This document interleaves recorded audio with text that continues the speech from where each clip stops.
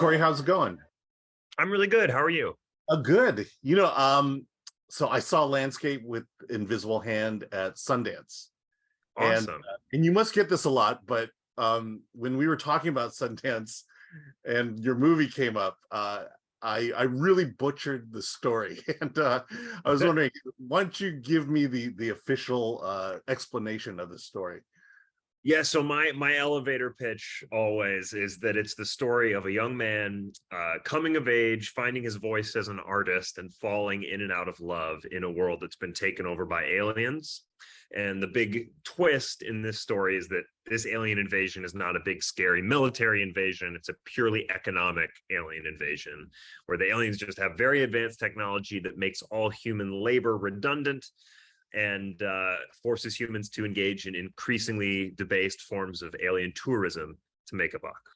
So that's my long elevator pitch. Okay. That's like for a lengthy elevator ride. That's like Yeah. 5 or 6 floors. Yeah. Because every time I've tried to explain it, it just comes off weird, and it's like, what movie did you see? And because I think it got into the realm of Twitch and and a lot of this other weird social media stuff. And Yes. but the reason I want to talk to you is because I saw it so long ago, and the film just had this impact on me. And just wondering, how did you get involved in the project? This is you did an adaptation of M.T. Yep. Anderson's novel, right?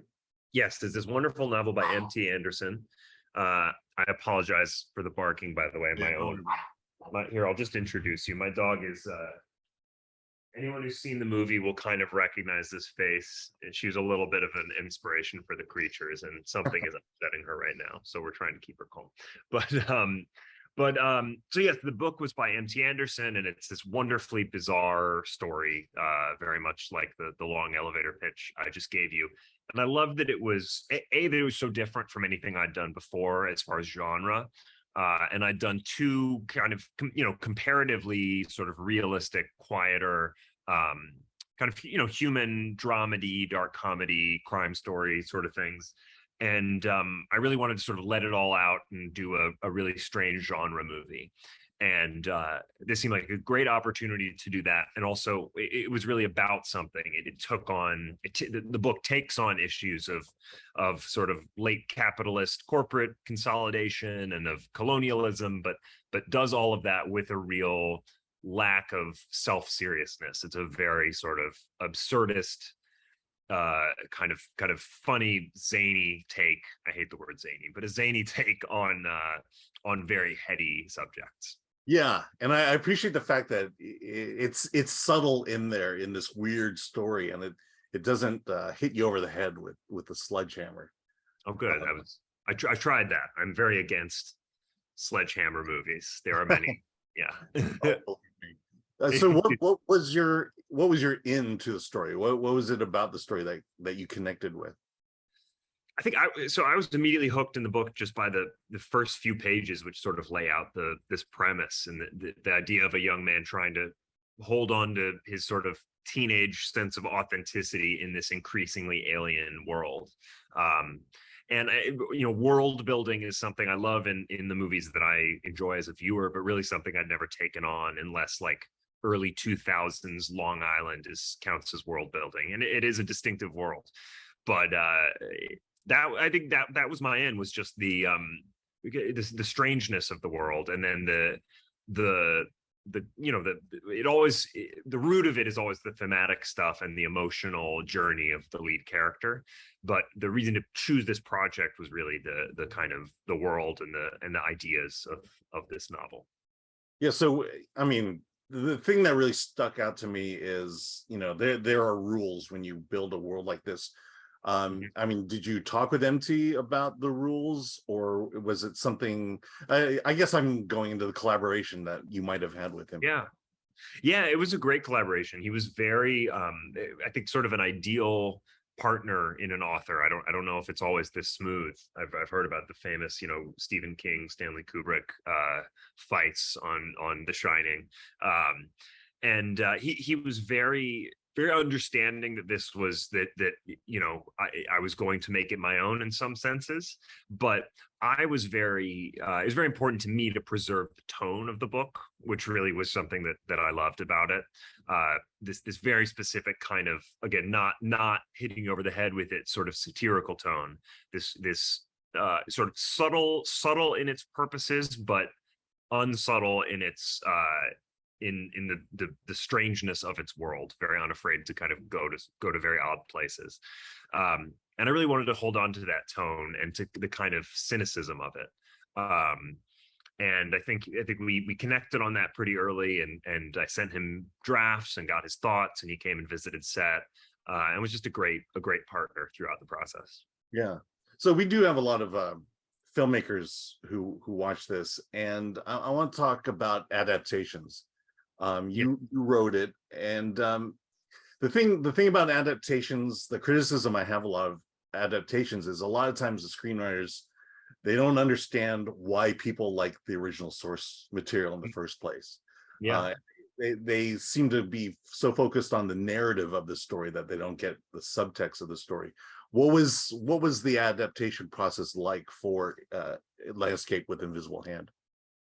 Yeah, well, I won't go too deep into the writing specifics, just out of solidarity with my fellow WGA members that are striking, but just certainly as a director, I mean, you put it really well, that too often people just want to kind of extract the story from a book and put it on screen. And again, so for me, it's a maybe a vague answer, but yeah, just the heart of the book, the feeling that I had when reading it was the thing that I wanted to capture with the book. And it's this wonderful sort of disorientation with this really bizarre, in some senses, tragic world, but also there's a joyousness to how sort of irreverent and funny and dark the book is. Mm-hmm. And I wanted to be very true to that, and I didn't want to compromise on that darkness. And it has, to some extent, ultimately a hopeful message, but it was it was just very important to sort of, the spirit of the book, the voice of the book is what had grabbed me, and I wanted to translate that onto screen, even if, you know, some of the kind of plot specifics did change in that transition. Yeah. Now, I don't know if you remember, but a long time ago, you talked to my cohort, Chris Gore, about Thoroughbreds. Yes. You guys met at the Cinerama Dome, the old ArcLight. Yes. I remember that. We had a nice sit down in right outside the ArcLight, or in the ArcLight. Yes. Yeah. So the question is, I mean, you had two relatively unknown leads in that movie, and they seem to have done pretty well. Yes. With this one, you have now two new leads. I'm curious about the casting, in the sense of, you know, my guess is casting exists between the idea you have in your head and then what you see with the audition. What was it like casting your two leads in this film? I try to be very instinctive in the casting process, so I can usually articulate going into it what I generally think I'm looking for. But then, more than any other part of the process, I try to just go based on gut once I start looking at tapes. And I've worked on two movies now with Ellen Lewis and Kate Sprance, who are awesome casting directors, and I think they work in a similarly very instinctive way. They're great at finding a lot of options, sort of looking outside the box, bringing me a lot of new faces and voices. But yeah, I always I sort of feel it when it's right, and when they seem to understand the tone of the text and have the right qualities, and when I feel a certain way about the character. And I think both Asante and Asante Black and Kylie Rogers, who play the two young leads, both have so many great qualities. But I think if I have to articulate it, something I really look for in all my movies is actors that are very comfortable in stillness, and that can do a lot without big flashy scenery chewing acting. I think there's certainly a place for scenery chewing acting, but particularly with leads, where you're going to be spending a lot of the time just on close-ups, kind of trying to read into their thoughts. I'm really drawn to actors that have a certain mysteriousness about them, but also a certain amount of sort of emotional legibility. and that's a very dry way of putting it. I could also just say they're both incredibly magnetic performers, and had that mix of kind of this very youthful quality. I really wanted actors that actually seem like teenagers and not the sort of 32-year-old actors that sometimes play teens in movies. But I also wanted a certain, to use a term I used earlier, a certain world weariness. That's very, these are kids who've had to grow up very fast in an unusual world. Right. And did they stand out from the pack, or was it fairly close between this and that person? They both definitely stood. I saw some great actors, but they really stood out. And Asante, I actually got to know not through an audition process, but through When They See Us, Ava DuVernay's movie. And I just had that sort of instinctive feeling watching him in that. It couldn't be a more different tone than Landscape, but he's just so sort of commanding of the screen, so sort of vulnerable in the right way, and also has such a strength. And then Kylie, I did see Reed. She's since had Beau is Afraid come out. She plays an awesome role in Ari Aster's totally wonderful, insane, fantastic movie. But I hadn't seen that at the time, and she just just had there were very difficult scenes that she had to read that were full of a certain amount of jargon. That's all. That's a real actorly skill, making crazy alien terminology sound like it's coming out of their own mouths, not sound like exposition. And then again, she had just that kind of strength, that mix of vulnerability and strength that was so key for her character. Yeah. I mean, you have this knack of getting to actors before they hit it big, and I hope so. I've been lucky to work with some amazing young actors for sure. Yeah. Okay, so let's get into comedy a bit. I've done improv comedy for about 30 years. Oh, nice. And I've been on stage where someone rips their face off and says, "Hey, I'm an alien." And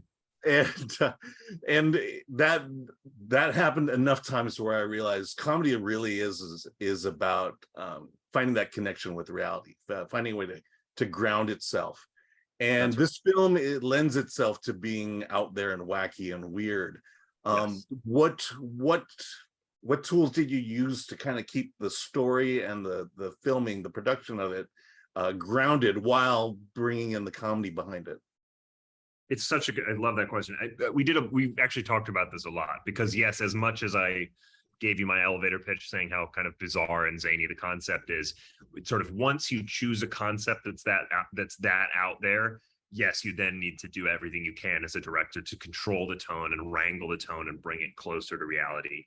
Because yes, exactly, in that mix of that dynamic mix of absurdity and reality is where comedy lies. Like you said, not in the ripping your face off and ruining the improv exercise.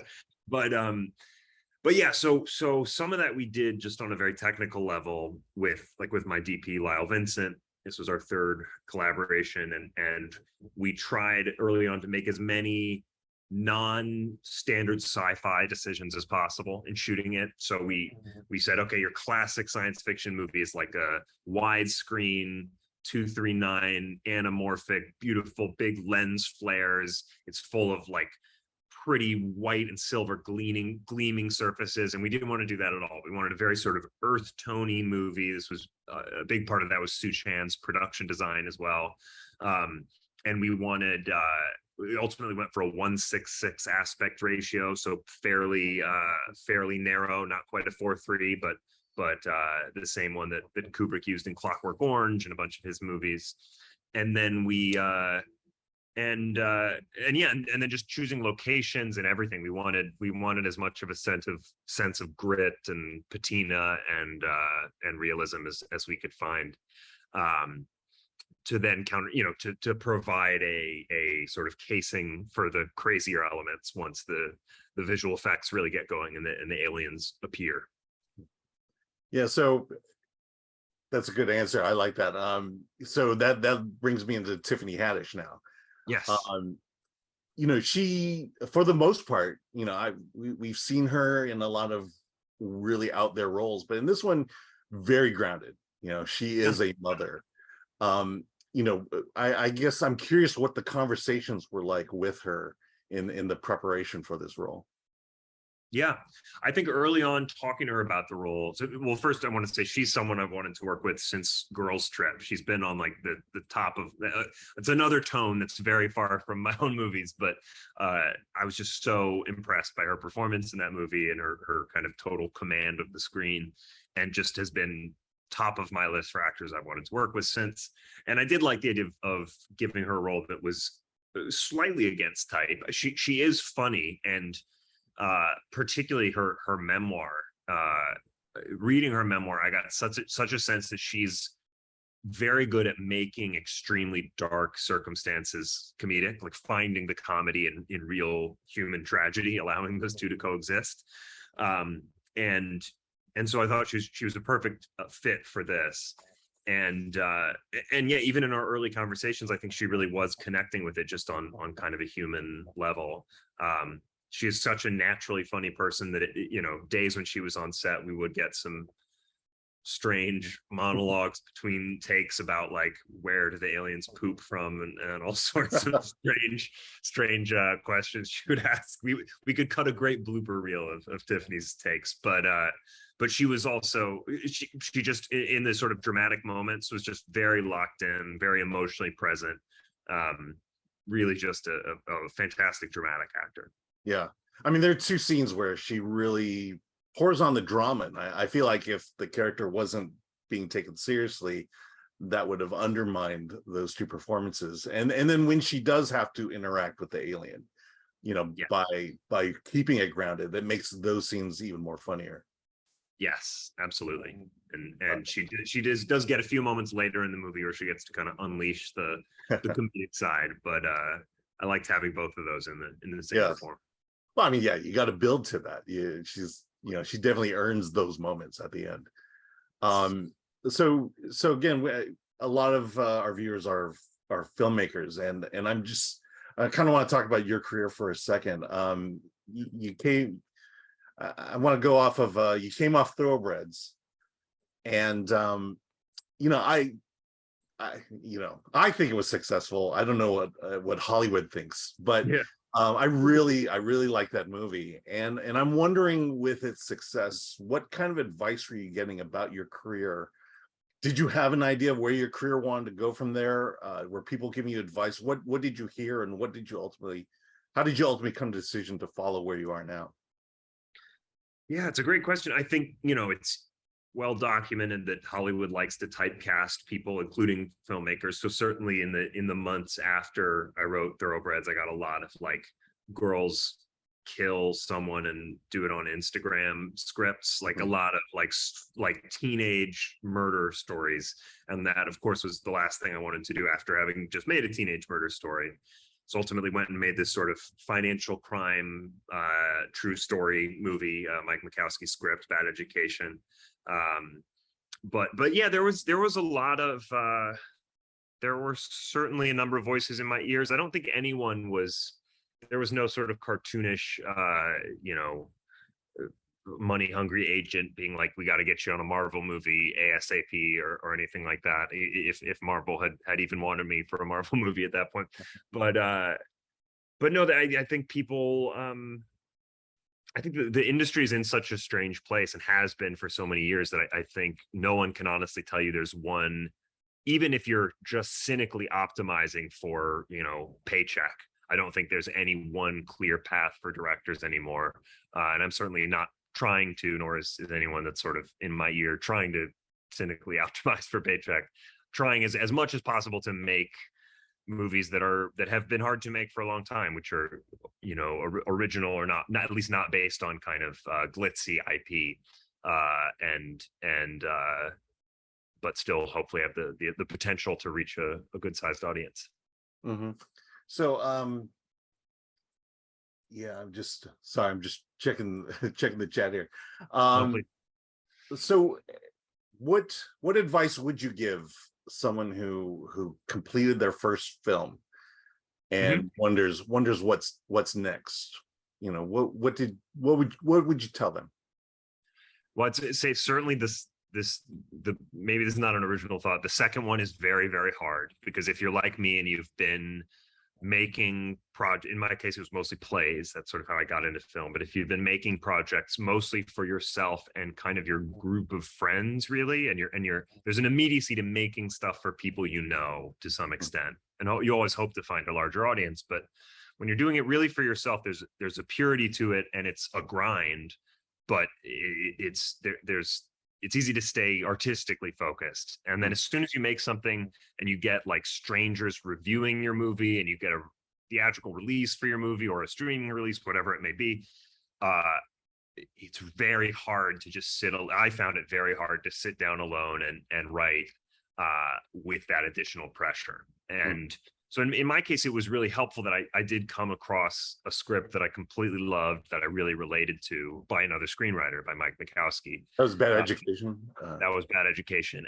And that ended up being really helpful for me to go and make that. And in some ways, I completely invested in that script, but it was helpful for me counterintuitively to not have written the second thing that I made. Because I think it's just so easy to put such sort of outsized pressure on yourself. And I guess my advice is, if there's any way to kind of recreate some of those conditions that allowed you to write the first, and, burrow underground in whatever way you individually need to do, that is what has since worked for me, and what's given me the most, joy and sense of purpose. Mm-hmm. So last question, and I'm kind of curious about that gap between Bad Education and here. Was it that idea of, I'm ready to get back into it, write something, and do something? And what was the process of then marshaling financing, production, and all that stuff together for this? So I definitely did I was a sort of vow that I wanted to write something myself again after Bad Education, because for years I'd been a writer and sort of not a director. And then I had, this great, pardon me, the dog is moving my camera. She really wants to be a part of this discussion. And then I was a director, but not a writer on that next one. But to be fair, this book was sent to me right after Thoroughbred. So this project predated Bad Education. And once I made Bad Education, I kind of put this on the back burner. I'm very glad I did, and went and sort of learned the lessons I learned of Bad Education before tackling sort of a more ambitious story. But yeah, a huge part of getting that made was I had a wonderful producer named Jeremy Kleiner, who just has made so many great movies, and Gabby Shepard and the rest of the team at Plan B, and they were great, just kind of really good, both kind of artistic collaborators, and very, very good at knowing how to wind the difficult path of getting a non-obvious IP, kind of non easy elevator pitch movie made at a pretty good level. And my partners at MGM were just awesome in that, and I think we're ready to make a movie like that, and that's to their credit. All right, well, I appreciate you talking to us, to me, and like I said, this is one of those few films from Sundance's last year that really stuck with me even today, and I'm just glad it's finally getting to theaters.